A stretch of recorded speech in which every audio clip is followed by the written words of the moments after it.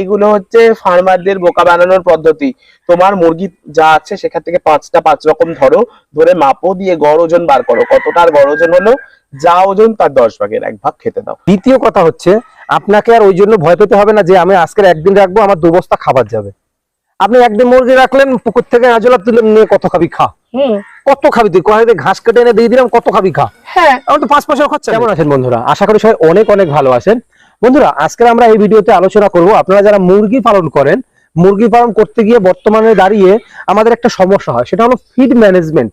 অথবা আমরা যদি বলি, আমাদের বাজারে যা ফিডের মূল্য রয়েছে সেই কারণে কিন্তু অনেক মুরগির ফার্ম বন্ধ হয়ে যাচ্ছে, অনেকে সোনালী মুরগি পালনই করতে চাইছে না। অনেকে আমাকে পার্সোনালি ফোন করে বলছে, দাদা সোনালী মুরগির উপর একটা ভিডিও তৈরি করুন যেখানে আমরা ঘরোয়াভাবে খাবার তৈরি করতে পারি। তার সাথে সাথে বাজারে যে খাবারের ঊর্ধ্বগতি, সেই ঊর্ধ্বগতিটাকে যেন আমাদের ফেস করতে না হয়, আমাদের ফার্মিংটাকে বন্ধ করতে না হয়। অনেকে এরকমই বলে, দাদা আমি শুধু পোল্ট্রি ফার্মের উপরে ডিপেন্ড করে আমার ফ্যামিলি চলে, সেক্ষেত্রে আমার যদি পোল্ট্রি ফার্মটা বন্ধ হয়ে যায় সেক্ষেত্রে কিন্তু আমি অনেক বড় বিপদে পড়ে যাব। এরকম করে প্রায় 50খানা ফোন এসছে আমার কাছে আজ অব্দি, এবং কমেন্ট তো অসংখ্য রয়েছে, আপনারা ভিডিওর নিচে গিয়ে দেখতে পারেন যে দাদা পোল্ট্রি ফার্মের উপর একটা ভিডিও তৈরি করুন যেখানে আমরা ঘরোয়াভাবে খাবার তৈরি করতে পারবো।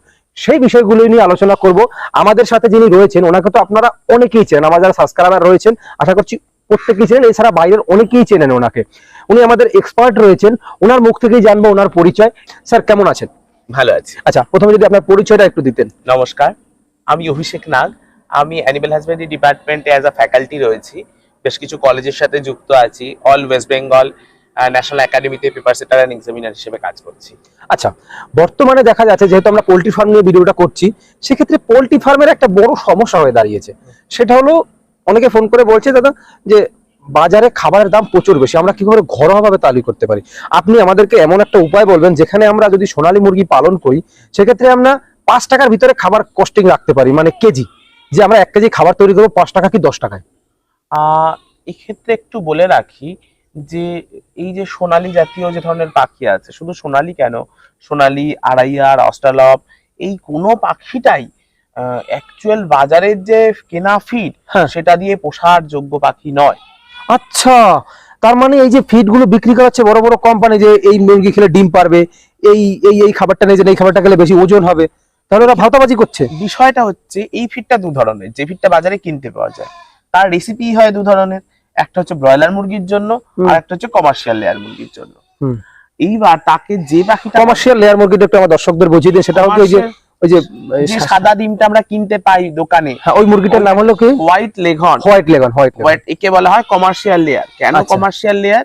এ বছরে 350 ডিম দেয়, 365 দিনে 350 ডিম দেয়, তাকে দামি খাবার দিয়ে পোষায়। আর যে দেয় 200-100 ডিম তাকে আমার দিয়ে পোষায় না।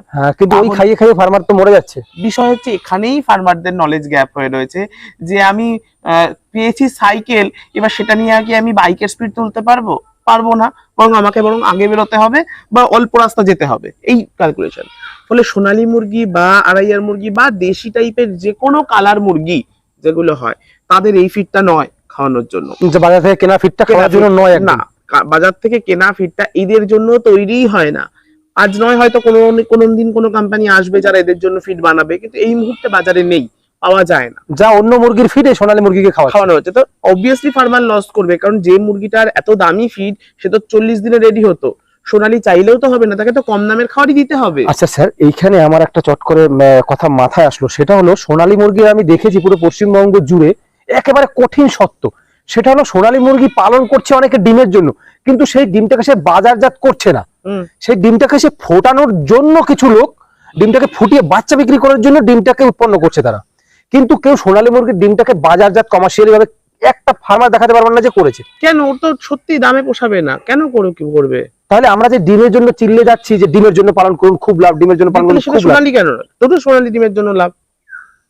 তার মানে হ্যাঁ, আমার এইটি মাথায় আসে যে তারা এইটা করছে শুধু এই বাচ্চা ফুটিয়ে লোককে মুরগি বানানোর জন্য, মুরগি বানিয়ে মুরগি বেচার জন্য। ওটাই তো চলছে ভীষণ। আর যে সোনালী ডিমের জন্য প্যারেন্টাল স্টক করবে সে দিনে দিনে ব্রিড আপগ্রেড করবে, যে পাখি তাড়াতাড়ি বড় হবে, কম খেয়ে বড় হবে, ঘাস পাতা খেয়ে বড় হবে, তার কাজ ওইটাই, যেটা কি করে। আচ্ছা, তাহলে খাবারের প্রসঙ্গে তো আসবে, তার আগে জেনে তাহলে সোনালী মুরগিটা হচ্ছে ঘরোয়া জাত, আর কমার্শিয়াল জাত হচ্ছে একটা হলো ব্রয়লার আর একটা হলো লেয়ার।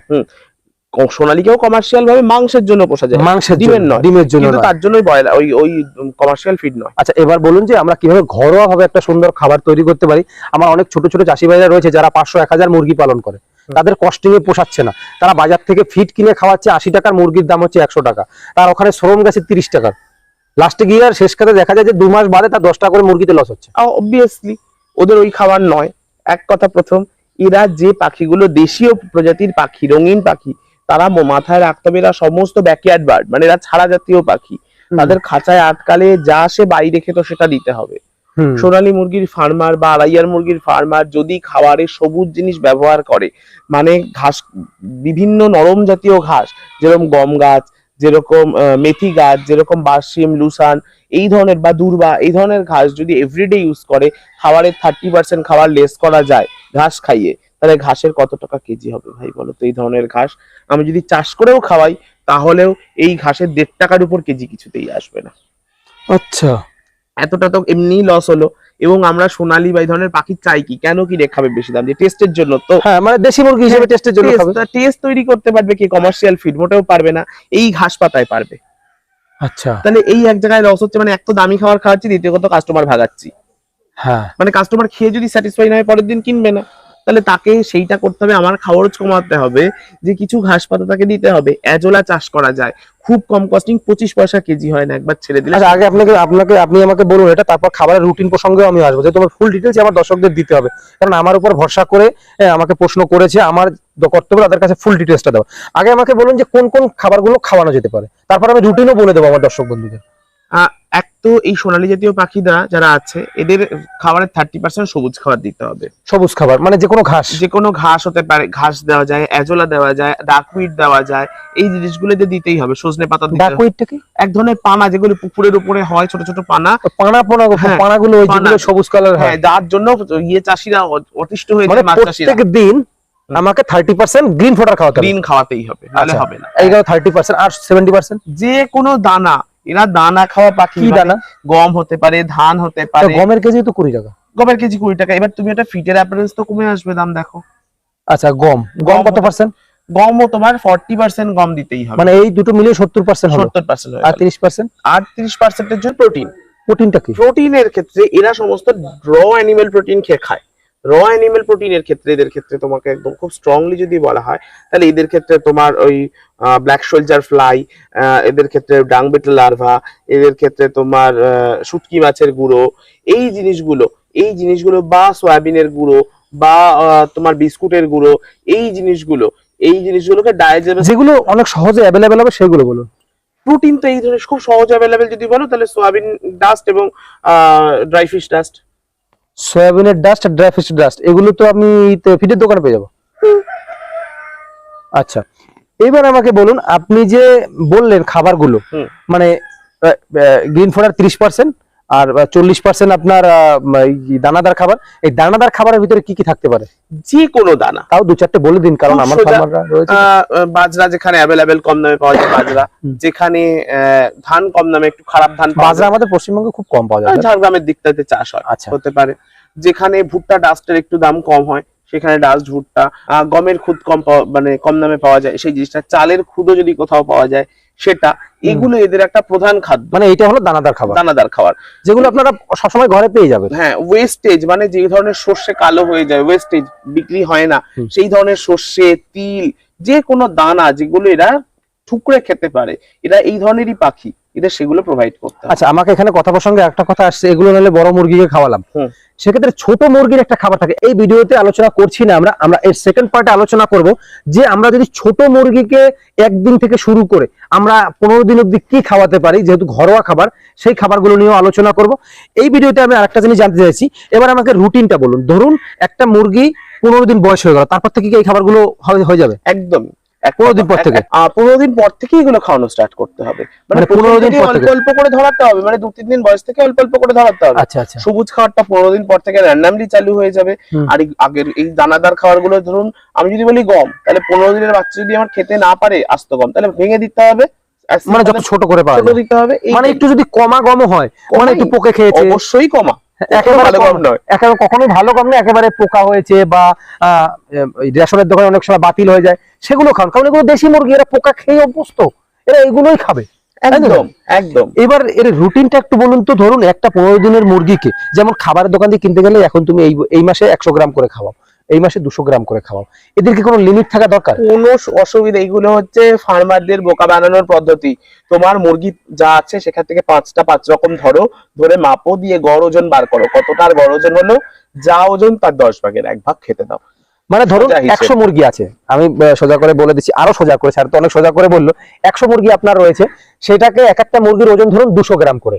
আপনি 100 মুরগির ওজন যেটা আসবে, ধরুন টোটাল ধরুন 200 কেজি আসলো, বা 100 মুরগির ওজন 100 কেজি আসলো, তার 10%, মানে 100 মুরগিকে আপনি 10 কেজি খাবার দেবেন। তার ভিতরে আজলা থাকবে, তারপরে আপনার প্রোটিন থাকবে, তার সাথে সাথে আপনার দানাদার থাকবে, একদম, মানে গ্রিন ফোডার শুদ্ধ দানাদার থাকবে। আলাদা থাকবে। ওই 4টা করে নিলে মানে হিসাবে এই সবগুলো মিলিয়ে 10 কেজি। বন্ধুরা, তাহলে আপনাদেরকে একটা সুন্দর আমি হিসাব দিতে পারলাম যে আপনারা কি করে ঘরোয়া ভাবে একটা মুরগির ফার্ম করতে পারেন, যাতে আপনাদের কোনো সমস্যাই হবে না। তাতে যদি আপনি 100 মুরগি পালন করেন মাংসের জন্য, তাতেও আপনি 50% এর অধিক লাভ করতে পারবেন। একদম। এখানে ফার্মারদের এই ঘরোয়া মুরগি পালন করার প্রসেসটা একটু, আমি এখানে একটু একটা ছোট্ট কথা বলি। যেরকম ভাবে ব্রয়লার চাষ হয়, জাস্ট একটা ঘর থাকে, মুরগি থাকে, এই ঘরোয়া খাবার দিয়ে যদি চাষ করতে হয়, তাহলে শুধু একটা ঘর আছে মুরগি পোষা এটাই হবে না, মানে তার সাথে একটু ঘাস চাষ করার ব্যবস্থা থাকবে, হ্যাঁ, ওই আজলা চাষ করার চাষ। একটু যদি কারোর পক্ষে ছোট্ট ডোবা বা গর্ত থাকে, একটু শামুক চাষ আচ্ছা, করুন। ঘাসের ভিতরে কোন ঘাসটা সবথেকে ভালো হতে পারে? গম, যেরকম আমরা বার্সিম, ছোলা, লুসান। যদি এই যে ছোট ছোট সুপার নেপিয়ারের মতো কিছু গাছ হ্যাঁ, থাকে, ওই তো বললাম, ছোট ছোট, বার্সিম, হ্যাঁ বার্সিম। বার্সিম, তারপরে আপনার হচ্ছে লুসান, আলফা, মেথি, তারপরে হচ্ছে দুর্বা। আচ্ছা, 100 মুরগির জন্য কত জমি লাগবে? 100 মুরগির জন্য 7 কাঠা মতো জমি লাগবে। 7 কাঠা, তাতে আমি প্রত্যেকদিন খাওয়াতে পারবো? প্রত্যেকদিন খাওয়াতে পারবে। কারণ ওটা তো 2.5 মাস 3 মাস বাদে বিক্রি হয়ে যাবে। কারণ আমার তো কোনো খরচা নেই, আমার যদি 4 মাস বাদেও বিক্রি হয়, ওই মুরগি যে একবার খেয়েছে আপনার কাছে দ্বিতীয়বার বাড়িতে এসে নিয়ে যাবে। হ্যাঁ, এই ফার্মারদের আর এই ভয়টা থাকবে না, 2 মাসে বেচতে হবে, 3 মাসে বেচতে হবে, এই ভয়টা থাকবে না, কারণ খাবারটা তার লো কস্ট। সে জানে, দিদি প্রত্যেকটা সোনালী ফার্মার জানে, সোনালী মুরগি 2 মাসে বিক্রি করার থেকে যেই 4 মাসে বিক্রি করে, তাকে দেখতে সুন্দর হয়ে যায়, দাম বেশি পাওয়া যায়, সবাই জানে। দ্বিতীয় কথা হচ্ছে, আপনাকে আর ওই জন্য ভয় পেতে হবে না যে আমি আজকের একদিন রাখবো, আমার 2 বস্তা খাবার যাবে। আপনি একদিন মুরগি রাখলেন, পুকুর থেকে আজলা তুলে নিয়ে কত খাবি খা, কত খাবি তুই, কোথায় ঘাস কেটে এনে দিয়ে দিলাম, কত খাবি খা। হ্যাঁ, আমার তো 5 পয়সার খরচা নেই। এগুলো তো বলছি। রিসাইকেল, ঘাস একবার কাটবো আবার গজাবে। আবার গজাবে। এই যে গ্রিন ফোডার গুলো আছে, একবার নিয়ে আসবো, আজলা একবার নিয়ে আসবো, ও হতেই থাকবো, রিসাইকেল হতে থাকবো বিনা খরচে। হ্যাঁ, এই জিনিসটাই তো ফার্মারদের বোঝানো এতদিন ধরে কষ্ট হয়েছে। ওই যে আমি আগেও অনেকবার ভিডিওতে ভাই বলেছি না, যে ফার্মাররা দেখে দেখে করে, শিখে পড়ে করে না। এটা শিখে পড়ে কাজ করুন, ওয়েবসাইট আছে, সেগুলোতে লেখা আছে, একটু কষ্ট করে পড়ুন, না হলে একটু খোঁজ খবর নিন, নিয়ারেস্ট, সেভাবে করুন। ওই দেখে দেখে করার প্রসেসটা না, খুব ভুল হয়ে যায়। যাই হোক দর্শক বন্ধুরা, এর যে নেক্সট পার্ট আসছে, সেই নেক্সট পার্টটা অবশ্যই দেখবেন। ওখানে আমরা জানাবো যে একদিনের বাচ্চা থেকে শুরু করে 15 দিন অবধি বাচ্চাকে আপনি কি খাওয়াতে পারেন। একেবারে সঠিকভাবে আপনার যদি একটা গাছ সঠিকভাবে বপন করেন, সেখানে যদি ছোটবেলা থেকেই আপনি ছোট পরিচর্যা করতে পারেন, বড় হয়ে ওই গাছে ভালো ফল দিবি। সেইভাবে একটা মুরগির বাচ্চাও যদি আপনি এই 15 দিন একটু সঠিক খাবার খাইয়ে, তাও ঘরোয়া খাবার খাইয়ে যদি আপনি এটাকে পালন করতে পারেন, সেক্ষেত্রে কিন্তু আপনার ওই মুরগিটা অনেক ভালো দাম দেবে এবং আপনিও স্যাটিসফাই থাকবেন, কারণ আমার কোনো খরচাই নেই, কারণ মুরগি পালন করছি বিনা খরচে। তাহলে দর্শক বন্ধুরা ভালো থাকবেন সবাই, দেখা হবে কোনো পরবর্তী ভিডিওতে কোনো নতুন টপিক নিয়ে, কোনো নতুন খামারের সাথে।